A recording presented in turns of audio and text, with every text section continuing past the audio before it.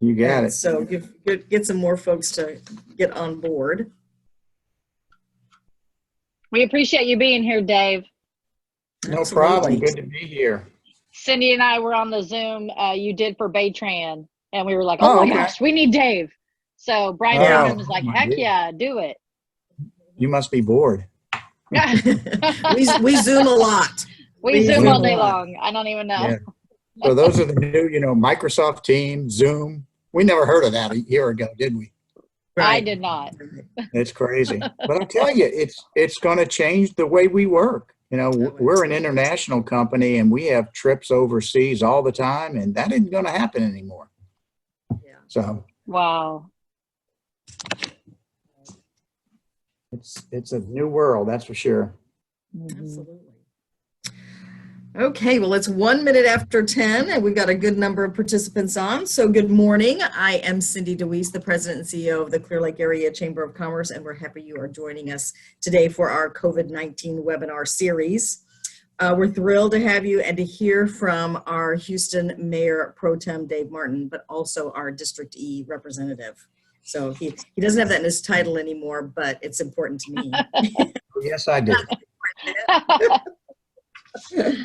To ensure we have plenty of time for questions, I'm going to jump right into our housekeeping items. First, to ensure the clearest connection possible today for the webinar, we ask that you turn off your camera except for the speaker and during the presentation, and we encourage you to just use the speaker view display so we can see him.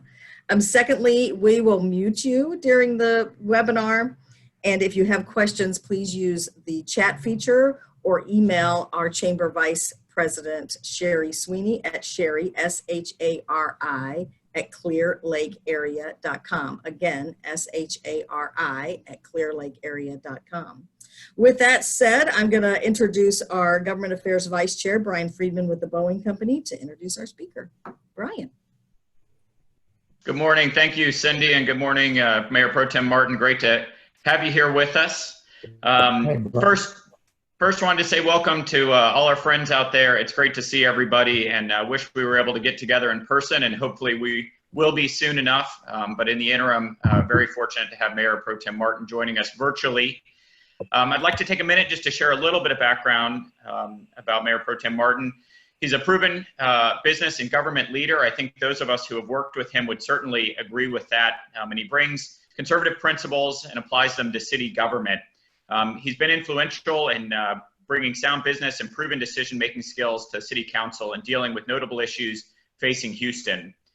He was first elected in November of 2012 with a focus on public safety, fiscal responsibility, economic development, and those continue to be the cornerstone of his priorities. We certainly have been seeing quite a bit of him lately with all the news going on. He's been a fashion leader with his blue bandana as a mask, and have seen him on TV a number of times doing that. But two things that really strike me about Mayor Pro Tem Martin that have been very beneficial for our community. One is, although he lives in Kingwood, you would never know it because he spends so much time in Clear Lake. And he has been a huge champion for this community and been a partner of ours, very active in the chamber. And you see either him or his fantastic staff at pretty much every event or meeting that we have in the region. So a huge thank you there. And the second item I have a personal appreciation for is his support of the human spaceflight program and all the work that goes on at NASA and the contractor community. The first time I met Mayor Pro Tem Martin was when he came down and visited the Johnson Space Center and took a tour with our previous city councilman, Mike Sullivan, who's on the line today as well, I think, and had a chance to meet him. And ever since then, he's been a huge advocate and supporter and participant in human spaceflight endeavors. So very selfishly, I appreciate that from the nature of the work that we do. Dave also serves as a managing director of Marsh & McLennan Companies, and previously has worked for two large Big Four accounting firms, PricewaterhouseCoopers and Ernst & Young. If there's somebody responsible you want in a government leadership position, it is our good friend, Mayor Pro Tem Dave Martin. Thanks for joining us, Dave. Hey, Brian, good to be here. Thanks for the opportunity. And it's good to have Mike on the phone and the line so he can fact check me. I take great pride in staying out of your way, council member. Tough shoes to fill, that's for sure. So, You can stop that. I'm going to mute. Enjoy. There you go. So, Brian, you want me to give you the latest and latest on the coronavirus statistics? That would be terrific. We'd welcome it. Thank you. Yeah, we just received them at 10 o'clock, so bear with me. I think for the most part, I think the city of Houston has done really well. And the entire county and regional area that we have has done very well. If you can't tell by my goofy accent, I'm a native of New Orleans, and all you need to do is look over to our east and see what's going on in New Orleans and compare it to what we have going on here. We have more people in Harris County than they have in the state of Louisiana, but yet we have our numbers are a lot more manageable. Now, the latest numbers we have is that we have 5,795 confirmed cases of coronavirus and 115 deaths. We had one additional death that was reported last night. But you hate to lose anybody, that's for sure. But of the 115 deaths that we had, all but 2 have had significant underlying conditions. And all but 3 have been over the age of 60 years old. So, it seems like this is a virus that really affects folks that are over the age of 60 and folks with pre-existing underlying conditions. So those are the folks that really have to be careful with all this. I know in the Bay Area, you look at Galveston County. The interesting thing about what we did in the city of Houston is on March 11th, my apologies, March 11th, that's when we shut down the rodeo. And then literally a couple of days after that, we issued our stay home, work safe orders. And Galveston County didn't do that until I think the 24th of March. And if you look at their numbers per capita, they have 702 confirmed cases with 31 confirmed deaths so far. So the percentage of deaths that they have per case is 4.5%, and ours is less than 2%. So if you look at it per capita, I think we've done a pretty good job. And I applaud Mayor Turner. I think he was aggressive from the get-go. Shutting down the rodeo was not a good thing to do for us from a financial standpoint. I'll talk a little bit about our budget that we're preparing for as we speak. Our fiscal year begins July 1 of 2020 and goes through June 31st of 2021. But if you look at the numbers that we had, I think our aggressive approach has made a clear difference. You may have heard last week, we had a council member that tested positive, Letitia Plummer. So last week, we all went in and received the COVID-19 test. And I'm glad to report that every single one of us that went in after Letitia Plummer was tested as positive, we all tested negative, including the mayor. I looked at the YouTube video to see how they do the testing, and it was frightening because it looks like they stick a swab all the way up your nose and try and get to your brain. But that wasn't the case when I went to the test site. I went to Del Mar Stadium, which is at the intersection of 610 and 290, and they actually let you do it yourself. And there was no one in line. I pulled right up, and it took me literally 5 minutes. And we have 13 testing sites right now. You don't need to show any type of symptom, regardless of what's going on. If you want to test, you can get a test. So if you're interested in getting a test, let me give you a number. It's 832-393-4220. 832-393-4220. They will give you an access code, which you need when you go to the testing site, and they'll give you the directions to the nearest testing site. So I didn't show any symptoms. I just wanted to go because I'm at home. And, the neat thing about the COVID-19 coronavirus, at least from my perspective, is Mike Sullivan can relate to this. We're empty nesters. It's just my wife and I here. But since the virus hit, we have 2 of the kids at home with us. And I've gotten back into extensive jogging. My daughter likes to run, so I've been running with her every night that we can. And we usually do about 4 to 5 miles. And I've been playing a lot of golf, going out in the afternoon and around 5:30, 6 o'clock, and trying to play 9 holes. And I've been doing that with my son. So the really cool side of this whole thing is I've had the ability to hang around the kids a lot more than I have in the last number of years. And that's been a great deal of fun. So that's the latest on the statistics side. A new thing started for us today in City Council. We're having our City Council meetings virtual. Because of Letitia testing positive, we started looking at using a different format, and we're going to use Microsoft Teams today. If you're interested in watching City Council, we begin at 2 o'clock on Tuesdays and then 9 o'clock on Wednesdays, and you can tune in to HoustonTX.gov/HTV.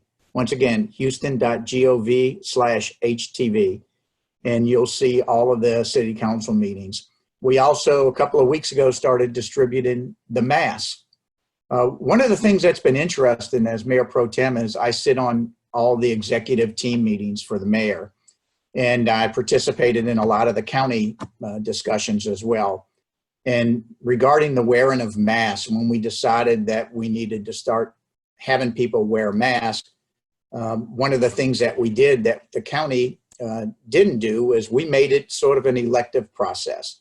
The people in the city of Houston have been wonderful to adhering to social distancing, wearing masks, and being safe and working from home.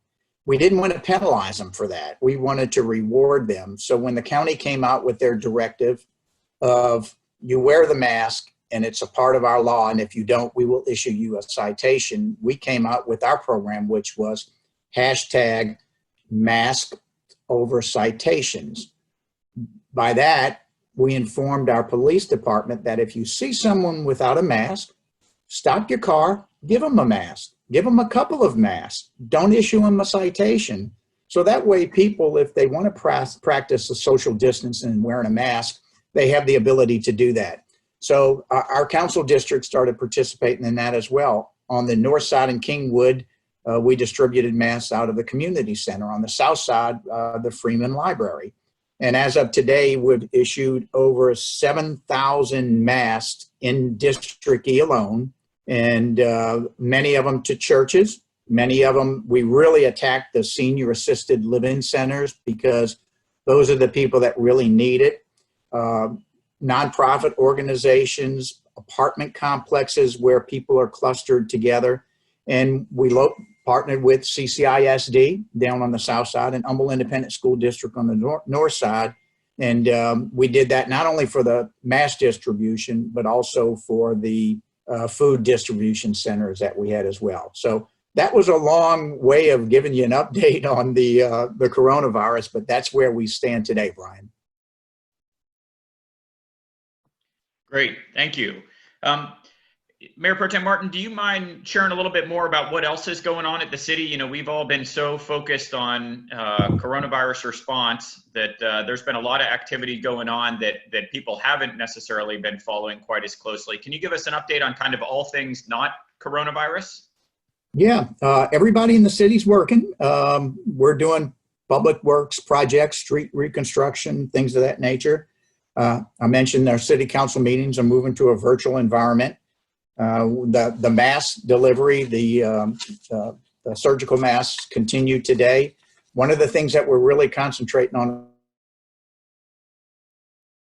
right now, Brian, is we have a total budget of a little over $5 billion. That includes the general fund, which is approximately $2.2 billion. And then the enterprise fund, which predominantly is Houston Airport and Houston Public Works. And that's another $2 billion. So the interesting thing that we have going on right now is we've had a significant negative impact on our sales tax revenue since we shut down the rodeo on March 11th.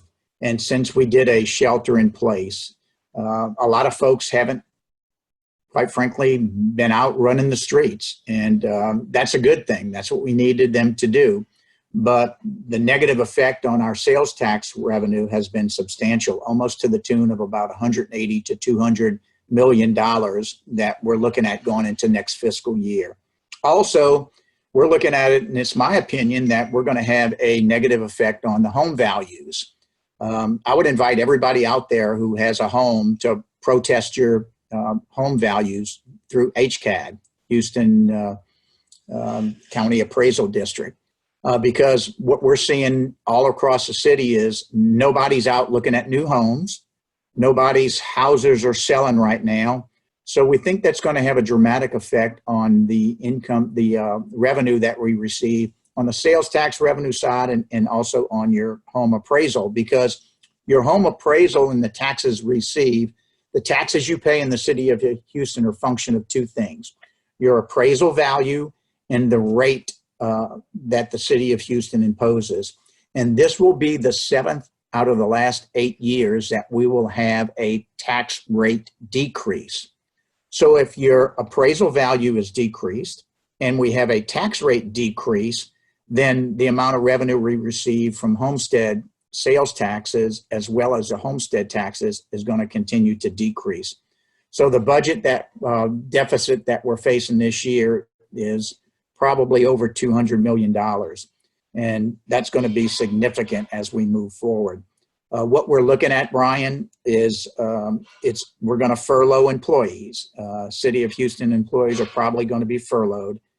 We really hate to do this, but the police department cadet classes to bring in new police officers on board, we typically have 5 to 6 of them a year. We had 5 of them scheduled for fiscal year 2021, which begins July 1 of this year. So we're not going to have the Houston Police Department cadet classes. We're not going to furlough a police officer. We're not going to furlough a fire department personnel, and we're not going to furlough anyone from solid waste management. So police, fire, and your trash collection, we're not going to furlough anybody there. But the other departments are going to take a significant hit. Libraries, parks. You know, people are going to complain about grass in the median, and it's getting a little bit too high. And we get it, but we're going to have to make some adjustments. So is that a nice to have or is that a need to have? I consider that a nice to have, so we're going to look at that a little bit differently than police and fire and trash collection. So one of the things that we also have is the Houston Zoo. We have an obligation of $10 million to the Houston Zoo that the city gives them to keep them running and to make sure they're doing things the right way. So the zoo is going to be impacted. Houston First Corporation, conventions, the amount of dollars we receive on hotel occupancy taxes. We don't have any conventions booked for the rest of the year. You know, we just announced last week that the World Petroleum Congress, which was going to come in December of this year, which would have been the biggest convention that we had in the last number of years, we pulled the plug on it. And the good thing is it's not canceled, it's postponed. So we'll do that and we'll bring them back hopefully in 2021. But that's a significant hit we're taking. So you combine all of these factors, Brian, sales tax revenue, decrease in home values, addressing that with a decrease in home tax rates, property tax rates, the decrease in conventions, the hotel occupancy taxes. No one's staying in hotels. You know, the occupancy rate in hotels is probably below 10%. The Hilton, which the city owns, is at about 20%. It's because of the number of National Guard folks that we have in working the coronavirus in the city. So it's going to be tough. We're required to have a 7.5% fund balance, which is sort of our rainy day fund. We're going to probably bring that below 7%. So we have to work with the bonding agencies when we go out to issue bonds through the city of Houston. We have to make sure that they don't ding us on the rating, our credit rating. And we're also taking the stabilization fund down to zero. That's the money that we use in the event of a hurricane.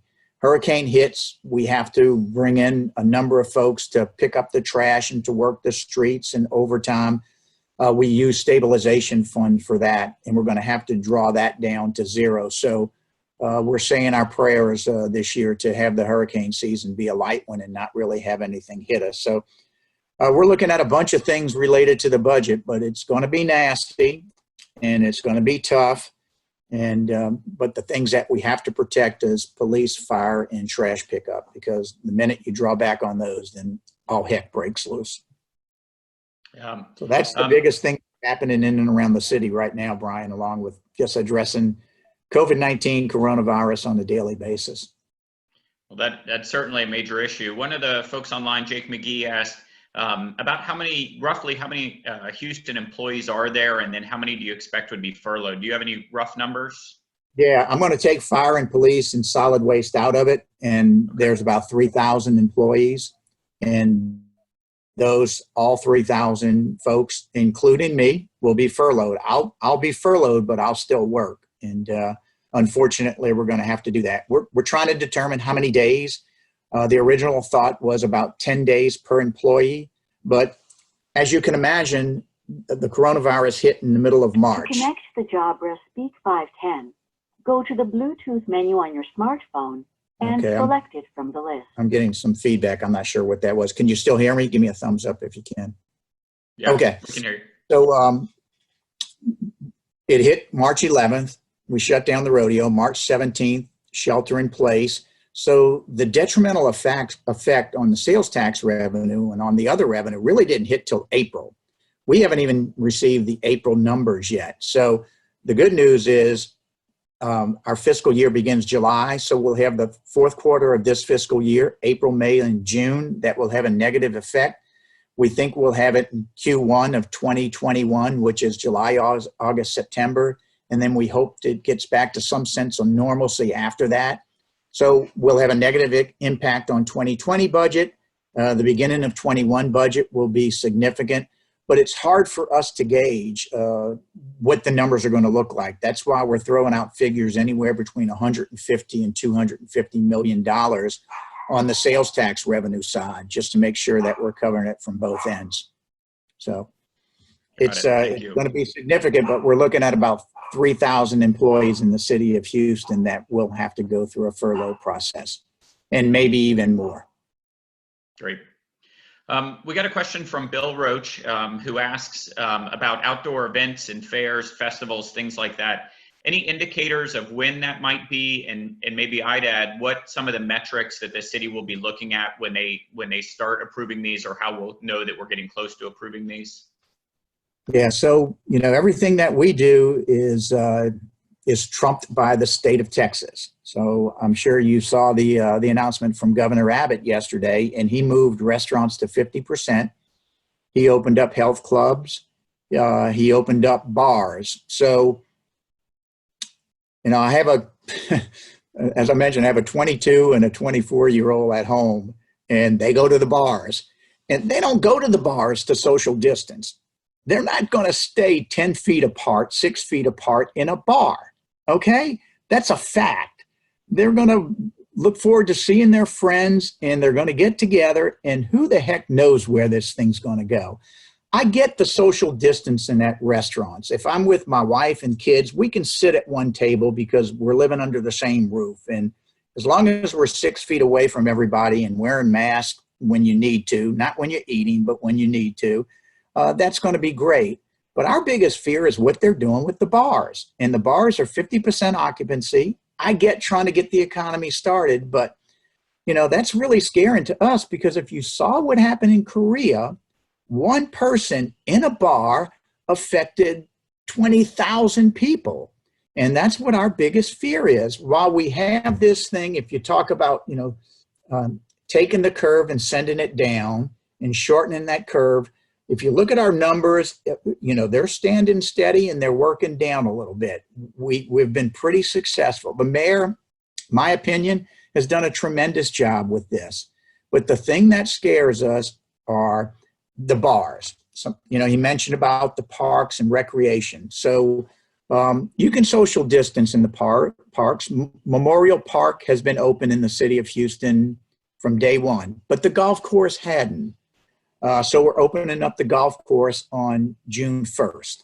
And we're going to open up a number of things. But because of the governor's orders yesterday, all the restaurants, all the bars are now opened at 50%. You can tell by my hair, I hadn't had a haircut in a while, but all the salons and everything's open right now, as long as they apply social distancing, which is 6 feet.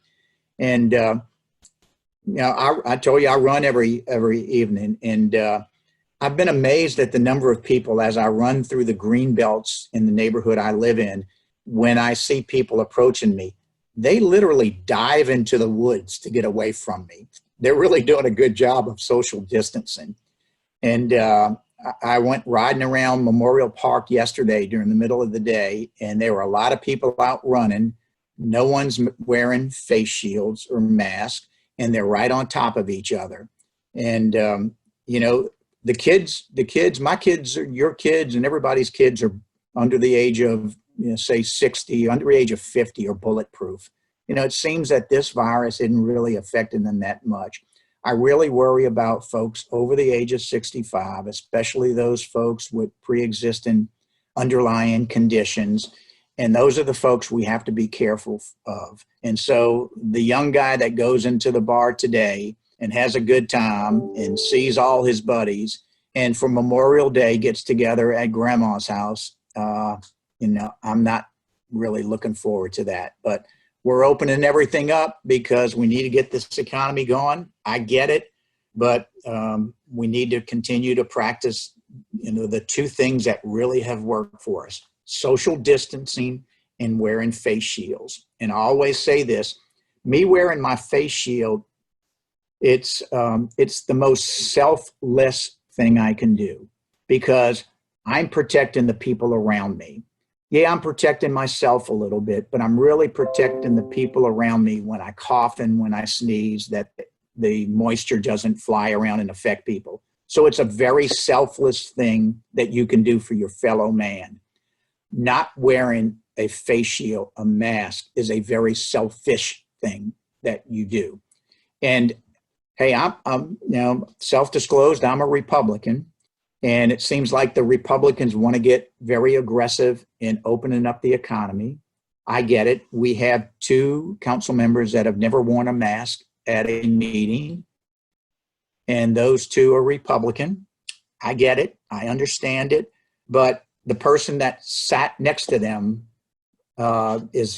sits in the audience right now because she was constantly worried because she has an underlying condition. So she wanted to get as far away from people that don't wear masks during meetings as she possibly can. And I applaud her for doing it. So wear your mask, be selfless, not be selfish. Very, very eloquently put, and wholeheartedly agree. Thank you for that. Let's see, Ashley Canones has a question about crime, and she writes that there's been an increase in the violent crime rate this year. Heard from Police Chief Art Acevedo that he had some strong comments yesterday regarding criminals receiving more lenient treatment. And then I saw this morning that there was news that the gentleman involved in the stabbing of the elderly lady was released on no bail and had a pretty significant criminal history. Can you talk about any plans that the city has, your personal thoughts on what's going on and kind of how we move forward? Yes, thanks for asking. Thank you, Ashley. I'll mention, since Ashley works for Memorial Hermann, that my perspective comes from having a wife who's a registered nurse. So she's bringing me the science, and also having Brian, like your wife, my oldest is an MD, and he works he's a 4th-year resident working in the emergency room at Ben Taub, or as I call it, the center of coronavirus. And, he's the one that brings the science to me and tells me what I should be doing and how I should be doing it. But one of the things that we have now in Harris County is we have a very liberal judicial system, letting prisoners out of jail. Really? Having judges that aren't enforcing the gentleman that was arrested, I use that term loosely, the thug that got arrested yesterday had 60 some odd arrests. really? And he's not in jail? So what we have is we have a district attorney who releases prisoners out of jail. We have a judicial system, the judges, who are very liberal in letting people, convicted felons, letting them off with light sentences. And thus, Acevedo went crazy yesterday because he's focusing in on what is our district attorney doing to protect good citizens like the folks in the Bay Area and people that are on this call, the good citizens that do the right thing. We had a significant uptick in domestic violence. You know, people are home, people together, and sometimes that doesn't work out. We've had a significant impact on commercial property and robberies of commercial property because nobody's at the commercial properties. The interesting thing is the day-to-day crime that we saw, the household residents, that has been a significant decrease because everybody's home and running the neighborhood. So the people who are doing bad things are concentrating on the commercial properties and the businesses because no one's there. But it's a byproduct of a district attorney who's releasing prisoners, a byproduct of a judicial system that really doesn't throw people in jail where they should be. And the police are paying for it dearly right now. And that's my political statement of the day. We need to really look at the judicial system and the judges in Harris County, and for you guys that live in Galveston County as well, and making sure that they enforce all of the laws, and when people belong in jail, keep them in jail. I don't have any empathy for someone who was arrested 62 times and is still walking the streets of the city of Houston. That's an embarrassment. Thank you. Let's see, I have a question for me. We've been through a couple of big storms over the last 10 years or so. June 1st starts the kickoff of hurricane season. We've already seen a little bit of activity out there. Fortunately, nothing that's threatening, but how are we, in the COVID world, how are we in terms of preparedness for another storm? How's drainage looking? How's emergency preparations looking? Can you kind of give an update on all things storm readiness? Sure. The scariest thing for us in the city of Houston is the what ifs. We had this weekend, we were supposed to have a great deal of rain, and we had some on the south side, but we didn't have a lot on the north side. So my opinion, we escaped a lot of the preliminary indications were 6 to 8 inches of rain over a period of a couple of hours. So the worst case scenario is combining, how do you social distance and how do you do what we're doing that's working if we have flooding, if we have another hurricane hit, if it hits and causes a significant amount of damages to homes. You can throw all that out the window. There isn't a playbook that has information related to how do you deal with a pandemic and a hurricane at the same time. So we are working on things like that, believe it or not, doing what we call disaster drills to see how we work in that type of environment. We have purchased over the last couple of years a lot more high water rescue vehicles in the Houston Fire Department. And also the police officers have their own crew of emergency vehicles that are high water rescue. But, once again, I'm a extremely religious man. I say my prayers every day to make sure the good Lord's listening and keeps those hurricanes away from us. I saw that we had one in the Atlantic. Hopefully it was going to move up and not really hit land. But, in my opinion, hurricane season starts really in force week after next, June 1st. And we need to be really cognizant of what's happening. Preparation for storm events. Some of the things that we've done over the last 6 months, we've examined every storm system in Clear Lake and every storm system in Kingwood and also the South Belt area. I use some of my council district service funds for that. So that, a lot of people think that when you get 4 inches of rain in a half an hour, the storm system can handle it. It can't. And streets are going to naturally flood. you want the streets to flood, then you want the grass area to flood, and you don't want the homes to flood. So that's the progress of what happens with stormwater. But the thing that we did was made sure all the storm sewers and drainage systems in my district were clean of debris, so that the water does flow from the streets, down the drains, and into the tributaries, eventually to the Gulf of Mexico. So we think we're as well prepared as possible. A lot of the projects that we've done have been adding detention and retention on everything we do. The Clear Lake Marketplace is a perfect example of that, where we added additional detention before we allowed that trend maker development and the marketplace development to build.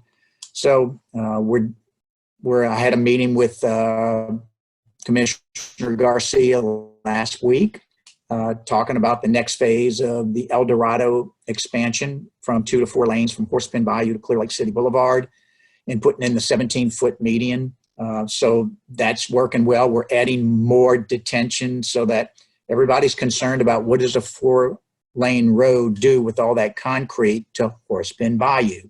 So we've addressed that in all the engineering reports and the preparation and the designs that we're doing for that, to make sure that there is no detrimental effect, negative effect on Horsepin Bayou. So a lot of things related to preparation, but the thing that we can do best of all is, ask the good Lord to keep those systems away from us and keep us out of harm's way, because I hate to see a world where you have coronavirus epidemic, pandemic at the same time, a hurricane. So, yeah, absolutely. And definitely something I know we're all watching and preparing for. Should hope for the best, but be prepared. And so we're all need to do our part as it relates to that. You touched on transportation a little bit, and I was wondering if we could dive a little bit deeper in there, because that's something that I know all of the business community in this region is concerned about. I know that most of the 45 work is under TxDOT responsibility, but there is a lot of construction and transportation work happening in Clear Lake. Can you talk about what the major projects you're watching are in our region, and any insight you can give into more broader projects done by some of the other government bodies that oversee that work too? Yeah, and great question. While we're on that TxDOT project in 45, we saw a significant uptick in homeless and underneath 45. And one of the things that we did through the Clear Lake substation was to address it with some of the funds that I have available for overtime for police. And I think they've done a pretty good job of it. The tough thing that we have is we have the American Civil Liberties Union, the ACLU, that basically tells you that you can't do anything to a homeless person. If they want to build a tent, if they want to urinate and defecate in public, that's their right to do it, as sad as that sounds. So we've worked with the police and we've worked with the homeless population, especially during COVID-19, to make sure that we have the ability to move those folks into centers. We actually have a couple of hotels that we're using to house homeless, to house some of the folks that are affected, whether it's a negative test on COVID-19, to separate them from the rest of the homeless population. So we're spending a lot of time on that, and a lot of energy and a lot of effort. And we've done that in the Clear Lake area, in the Clear Lake substation, to make sure that we have the ability to try and help the homeless people find their way into shelters. But no matter what you do, some people, you could give them the room and the keys to the Ritz-Carlton with a 3-course, full-course meal every day, and they won't go.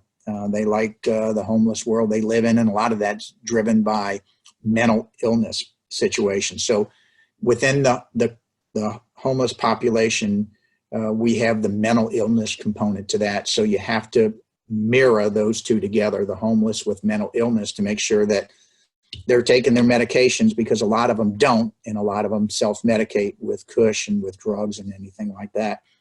But talked a little bit about El Dorado. One of the things that we're working on right now, Brian, that you'll be excited about, is all the things that's happening in and around Spaceport. We're working, I have it on my desk somewhere. Where is it? We just received some information from the U.S. government that they want to look at an expansion site on Spaceport. I forgot exactly what they called it. When you ask your next question, I'll look at see if I have the notes with me. But Ellington Airfield and what Ellington is going to look like tomorrow and 20 years down the road. You know, when we moved here from Louisiana back in the late 80s, Hobby Airport was this little bitty sleepy airport on the south side of the city of Houston. And now Hobby is, I drive from Kingwood to Hobby to catch flights instead of going to Intercontinental because it's easier and it takes me less time to get all the way to Hobby from my house. But Hobby is a great international airport, and we're the only city in the United States that had a award last year to have 2 5-star airports in the city, and that was Hobby and Intercontinental. We won another one. We want Ellington Spaceport to be the next 5-star. So we're doing some, as you know, the ED Center that offers an array of classes to train the Houston workforce in aerospace and aviation industry because we know that's coming. The project remains on schedule, and the next phase of it is expected to be completed in the latter part of 2020. We're doing roadways are being poured right now in phase 1 infrastructure. The streets, the wastewater pipelines, the electrical power, and the distribution centers that we're building right now. We put in a 105-acre stormwater detention facility so that the model that we have, we talked a little bit about Horsepin Bayou as it relates to El Dorado, but the drainage model that we showed shows that 100-year floodwater surface elevation is reduced in Horsepin Bayou by a half a foot because of the 105-acre stormwater detention facility we put in phase 1 at Ellington. The requirements were about 70 some odd acres, but we took it to 105 to make sure that the Horsepin Bayou water flow wouldn't be negatively affected. I think the next iteration of space travel is in Ellington. You know, we have some significant opportunities in front of us now. The mayor sent a note to Elon Musk letter last week saying, hey, look at what we have going on in the city of Houston. You know, he was a little ticked off at California related to Tesla. I get it. But, you know, if we have the opportunity to have him come visit us with some of the things we're doing in Spaceport in Ellington, we sure want to take advantage of that. And I think that's, you know, Ellington is going to look totally different 10 years from now than what it looks like today. So those are 2 of the construction projects that we're doing. If you get another question, I'll pull some of the information I have and read you what we're working on right now with the U.S. government at Spaceport. So Yeah, well, I was going to ask you one just semi-related to all that discussion. We at the Chamber had written a letter a year or so ago about some of the tank farm activity that was being proposed up by Highway 3. Go ahead. And I was going to ask you about the status of sort of that parcel of land and what the latest was. I know that the developers of that project decided wisely to go look elsewhere based on the nature of what they were trying to do there. But I know you played a part in helping them find the wisdom to go look elsewhere. Can you talk a little bit about that project and the status of, there was a little bit of discussion about a potential road going through there that would be another access point to 45. Yes. You know, it was Magellan Midstream that had a contract to purchase the land. And we had several meetings with them, and they did listen. They really did. They, you know, the worst thing that you can have in a neighborhood that is as beautiful as Clear Lake is the entrance to the neighborhood is tank farms. Now, that's not a pretty picture. You know, that's not going to do anything for the value of homes in and around the area. But I have to really credit a number of people. Number one, Bob Mitchell with the Bay Area Houston Economic Partnership. Our good friend Cindy, Cindy DeWeese, who was front and center with the Chamber, as well as you. Marie Flickinger, South Bell Ellington Leader paper. What they were doing is they were going to purchase the land and build a minimum of 85 tank farms on that land right at the entrance to Clear Lake.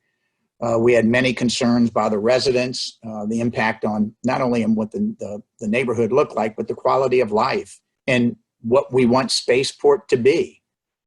We don't want it to be tank farms. We want it to be innovation, aeronautics, aviation. So what we did was there was a piece of land in the city of Houston. We don't have any zoning. Some people think that's a good thing. Some people think that's a bad thing. It lends itself to having problems like this. So what we did was we proactively went in and annexed some land into the city that was right in the middle of their development. And on the master thoroughfare plan, we added a roadway right through the middle of their development project proactively. And then we went and talked to them and said, look, this land is going to be divided by a roadway that we're going to build through the master thoroughfare plan. The city of Houston is going to use it. We may have the ability to annex more of the land. So why don't you be a good business partner with us and pull out of the acquisition and not use that land to do the tanks farms?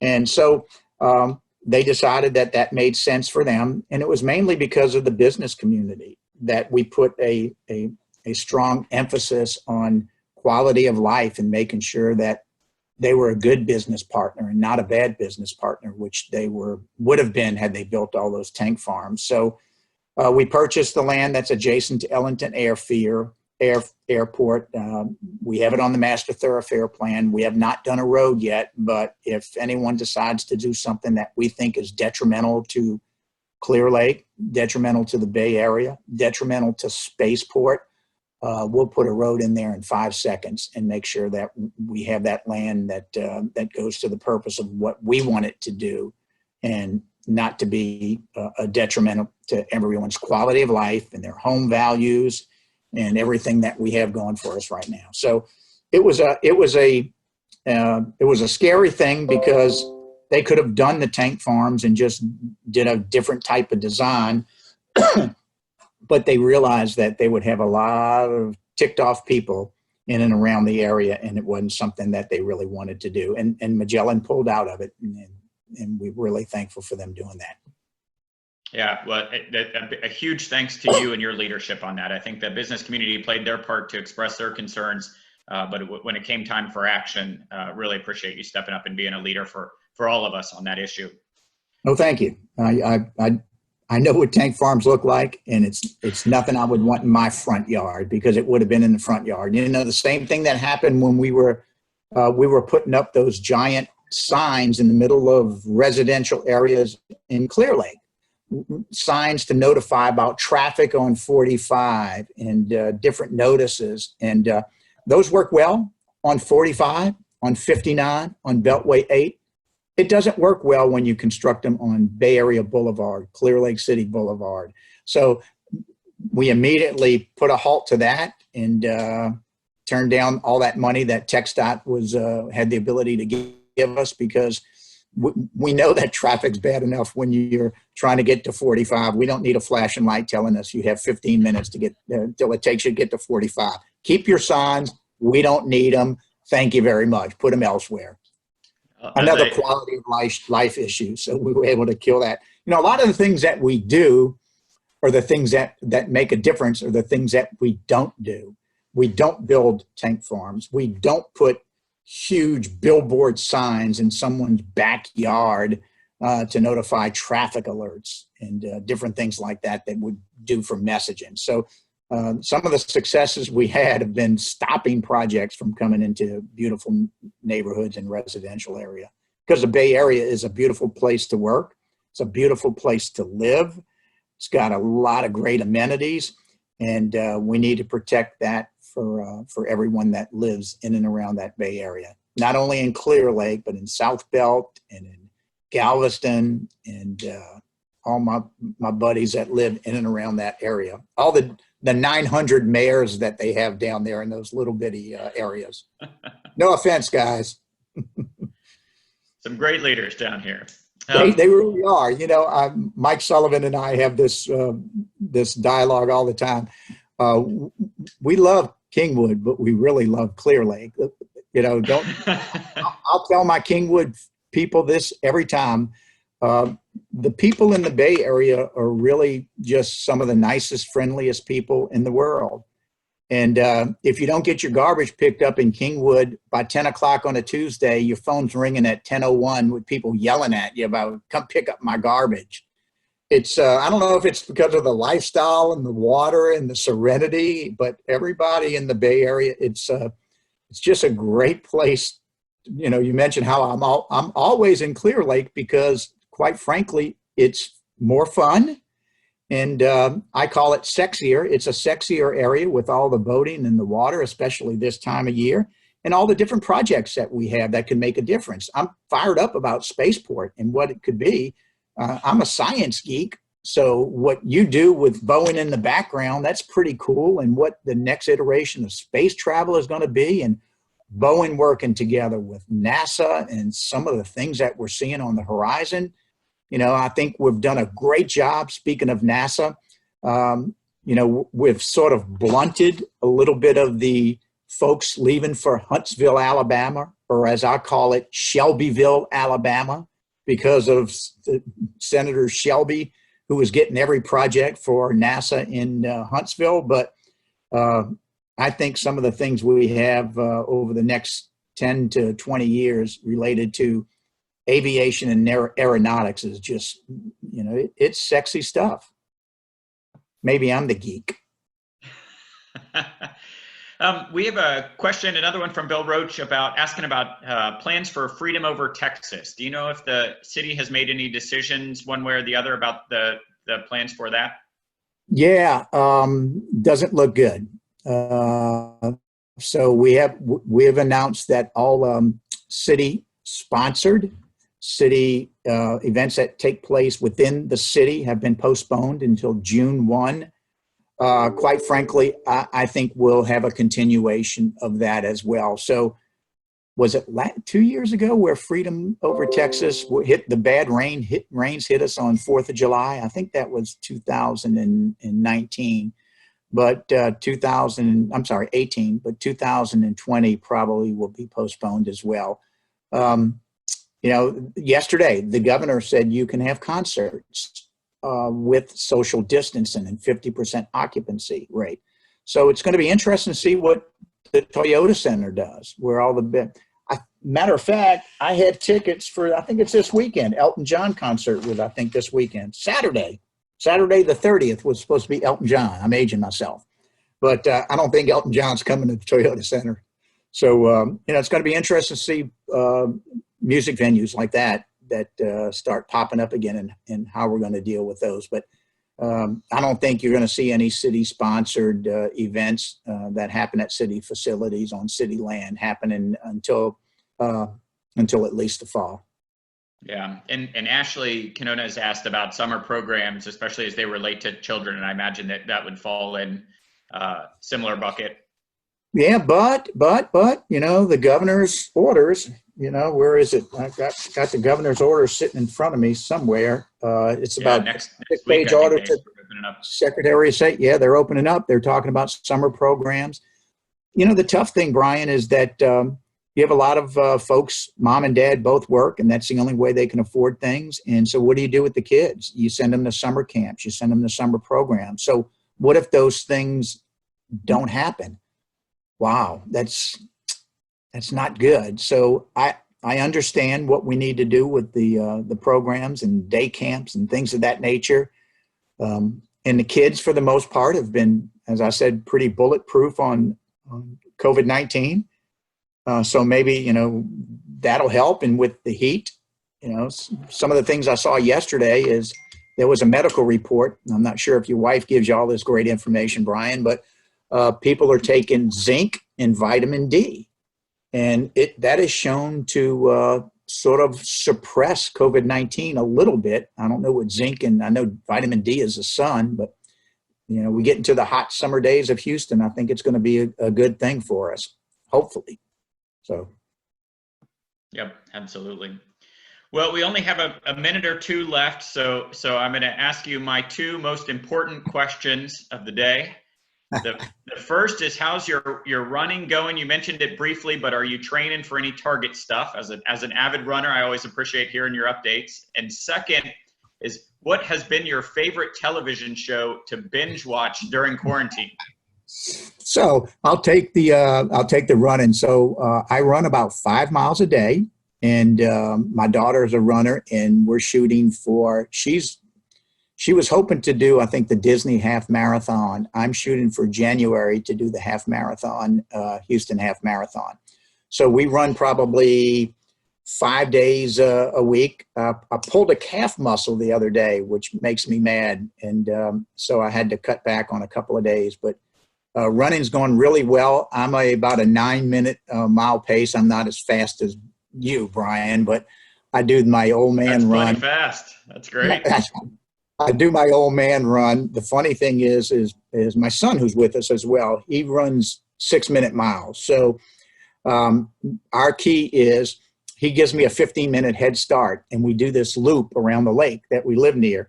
And he gives me the 15-minute head start, and we literally meet each other for the last quarter of a mile, and he goes grandpa rate, and he jogs a little bit slower. But we've binge watched 2 things like everybody else. This stupid Tiger King. Yeah, I watched. What was that about? But we watched every single episode, and I still am a huge Seinfeld fan, and Curb Your Enthusiasm. So we've went back. We started with season 10 for Curb Your Enthusiasm and went backwards. Because we watched them, years ago, but we're working our way back, and we're on season 5 now. So we went from 10 to 9 to 8 to 7 to 6 to 5. And it's my son and I. My wife thinks it's the stupidest show on TV because it's filthy and it's vulgar. And it is. And my daughter doesn't want anything to do with it. So she sits and watches. She binge watches Friends for like the 9 millionth time. So, and she ordered a board game too that we play. It's a Friends video board game. So if you want something boring, keep it, do what your kids do. That's why I enjoy having them here. So I'll do what they do. But how's your running? Hey, I'm hanging in there. Although it's not keeping up with the amount I'm eating during quarantine. So I got some work to do. So it's funny. I'm down at City Hall every day. I'm in my home today. But I'm at City Hall every day, and nothing is open around there for lunch. Not a thing. Chick-fil-A, and I refuse to eat Chick-fil-A 7 days a week. So I haven't been eating a lot for lunch, so which has been good. I'll just eat dinner at night, eat a couple of cups of coffee in the morning, and no lunch, and then eat dinner and walk 18 holes. When I play golf, I walk as well. So I'm trying to keep up with you, Brian. Well, Mayor Pro Tem Martin, it was great to see. I'm getting the nod from Cindy that we are running tight on time, but I can't tell you how much we appreciate your insights and, more importantly, your leadership for all of us in and around the Houston area. So thank you again, and I'll hand it back to Cindy. Well, thanks, and God bless. Yeah, thank you, Brian, and thank you, Mayor Pro Tem Martin. We appreciate your leadership. We appreciate you being here today, and it's comforting to know we have someone that's not afraid to make those hard decisions for us and for the community. So thank you for your strong support of the Clear Lake area, continued strong support of the Clear Lake area. I have a few announcements for everyone. At 10 o'clock tomorrow, we will have our One Clear Lake we'll host a virtual roundtable for that. That is for nonprofit professionals that want to share innovative ideas. So join us for that if you're one of our nonprofit professionals. On Wednesday, May 27th is our next virtual general membership luncheon featuring Texas Comptroller Glenn Hager. He'll be addressing the well-being of our economy and how it's been changed, the pandemic, and forecast on getting back to business. So we're really looking forward to hearing from the state comptroller and appreciate him taking the time to talk to our membership. On Thursday, the 28th, join your fellow members for another virtual business after hours to share about your company, new initiatives, and good news on getting back to business. So we would like to join us. We would like for you to join us And don't forget to register for our website, register on our website and check the calendar for upcoming programs and events. We have sponsorships available for our meetings and our webinars, and we'd like you to take the time to market your business. So enjoy the rest of your day. Thanks again for being here. Great to see you, Dave and Brian and Sherry. And have a great day, everybody. Thanks. You as well. Thanks.